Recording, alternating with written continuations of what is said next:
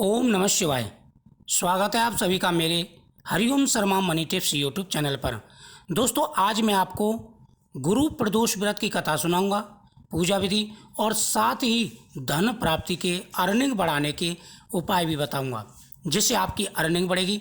आप बिजनेस करते हैं, नौकरी करते हैं, तो किस प्रकार से आप उपाय करें जिससे धन की प्राप्ति हो।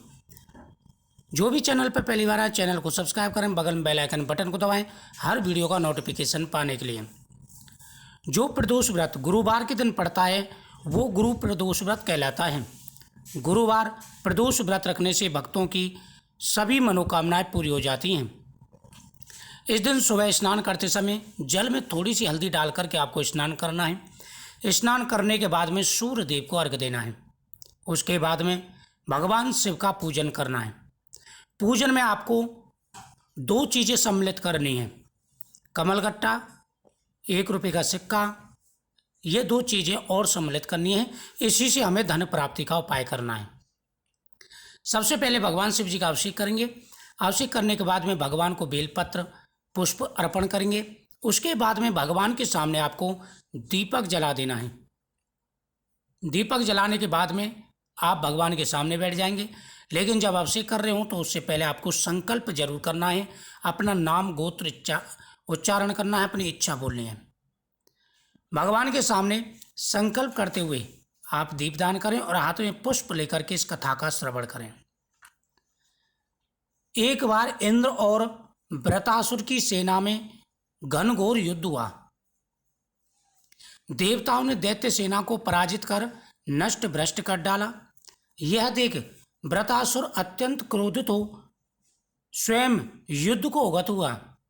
आसुरी माया से उसने विकराल रूप धारण कर लिया। सभी देवता भयभीत हो गुरुदेव बृहस्पति की शरण में पहुंचे। देवगुरु बृहस्पति की शरण में सभी लोग पहुंचे।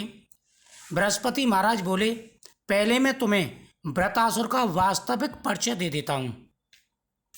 वृत्रासुर बड़ा तपस्वी और कर्मनिष्ठ है।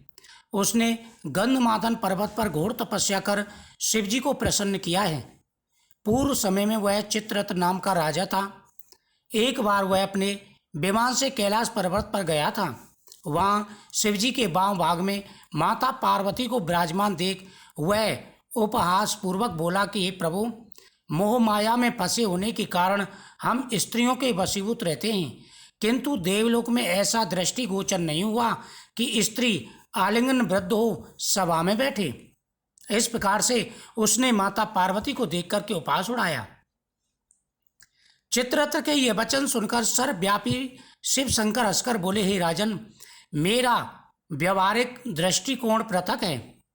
मैंने मृत्युदाता कालकूट महाविष का पान किया है, फिर भी तुम साधारण जन की भांति मेरा उपवास उड़ाते हो। माता पार्वती क्रोधित हो चित्ररथ से संबोधित करी, अरे दुष्ट, तूने सर्वव्यापी महेश्वर के साथ ही मेरा भी उपवास उड़ाया है।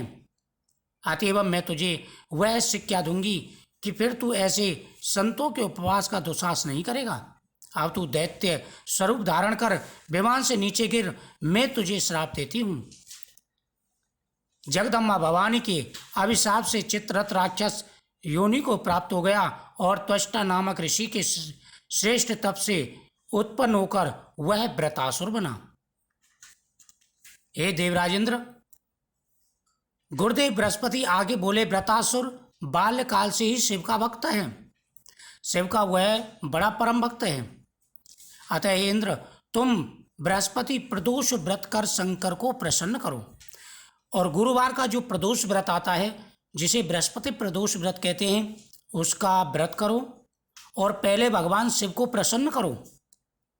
उनसे वरदान पा करके ही तुम वृत्रासुर को मार सकते हो। देवराज ने गुरुदेव की आज्ञा का पालन कर बृहस्पति प्रदोष व्रत किया। गुरु प्रदोष के प्रताप से इंद्र ने शीघ्र ही वृत्रासुर पर विजय प्राप्त कर ली और देवलोक में शांति छा गई।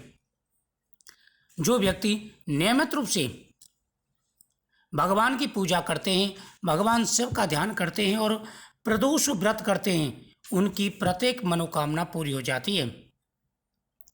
प्रदोष व्रत वाले दिन जो व्यक्ति भगवान शिव की आराधना करते हुए ओम नमः शिवाय मंत्र का जाप करते हैं, उनके जीवन में कभी कोई कष्ट नहीं आता और उनके जीवन में आ रहे सारे कष्टों का निवारण हो जाता है।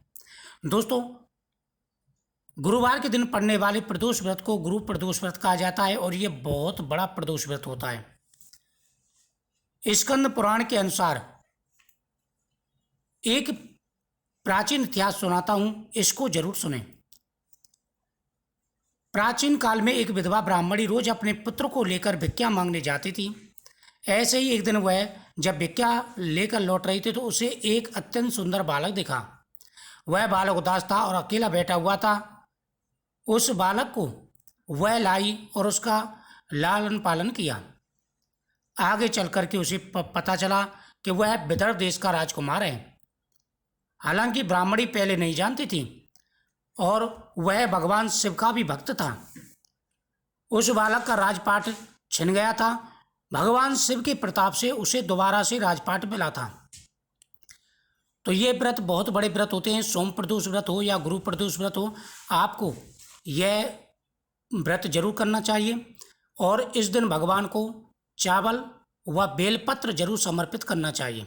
अब मैं आपको धन प्राप्ति का उपाय बताता हूँ। आपको क्या करना है, भगवान शिव से अपनी प्रार्थना बोलते हुए जो कमलगट्टा और 1 रुपये का सिक्का आपने लिया था वह शिवलिंग पर आपको चढ़ा देना है। बेलपत्र पर पीला चंदन लगा करके एक बेलपत्र शिवलिंग पर, एक बेलपत्र अशोक सुंदरी की जगह पर आपको चढ़ा देना है। बेलपत्र चढ़ाने के बाद में भगवान के सामने आपको अपनी प्रार्थना बोलनी है और इस कथा का जब आप श्रवण कर ले उसके बाद में भगवान की आरती आपको करनी है। आरती करने के बाद में एक दीपक पीपल वृक्ष के नीचे जलाएंगे, वहाँ पर परिक्रमा करनी है अपनी इच्छा बोल करके। और जो बेलपत्र आपने शिवलिंग पर चढ़ाया था वो आपको उठा लेना है, साथ ही 1 रुपये का सिक्का उठा लेना है और कमल गट्टे भी उठा लेने हैं। अब इस सभी सामान को आपको एक पीले कपड़े में बांध देना है। बांधने के बाद में इस सामान को आप व्यापार स्थान पर रख दीजिए, जहाँ पर आप बिजनेस करते हैं। आप अपने घर की तिजोरी में रख दीजिए, जहाँ पर पैसा वगैरह रखते हैं। यह उपाय बहुत ही चमत्कारी और प्रभावशाली है। इस उपाय के करने से आपकी हर मनोकामना पूरी होगी और जीवन में कभी भी धन की कमी नहीं रहेगी। दूसरा उपाय कि गुरुवार के दिन जो व्यक्ति एक पीली कौड़ी और 1 रुपये का सिक्का केले के वृक्ष में की जड़ में रख देते हैं, वहाँ पर एक दीपक जला देते हैं, हल्दी का टीका वहाँ पर लगाते हैं इन सामान में और फिर वहीं बैठ करके ओम ग्राम ग्रीम ग्रोम से गुरुवे नमः इस मंत्र का 108 बार जाप करते हैं। उसके बाद में वो रुपया और पीली कौड़ी उठा लेनी है, उस कमल गट्टे के साथ ही मिला करके आपको रख देनी है। आप बिजनेस करते हैं तो अर्निंग बढ़ेगी, धन प्राप्ति होगी। नौकरी करते हैं तो एक पीली कौड़ी और एक कमल गट्टा साथ रख के ले जाइए। नौकरी में आपको अवश्य ही सफलता मिलेगी और प्रमोशन होगा। और नियमित रूप से भगवान शिव का अभिषेक आपको जरूर करना है। मुझे उम्मीद है आपको ये कथा और उपाय बहुत ही अच्छा लगा होगा। तो वीडियो को शेयर करें, चैनल को सब्सक्राइब करें, कमेंट में ओम नमः शिवाय जरूर लिखें। भोलेनाथ महाकाल आपकी हर मनोकामना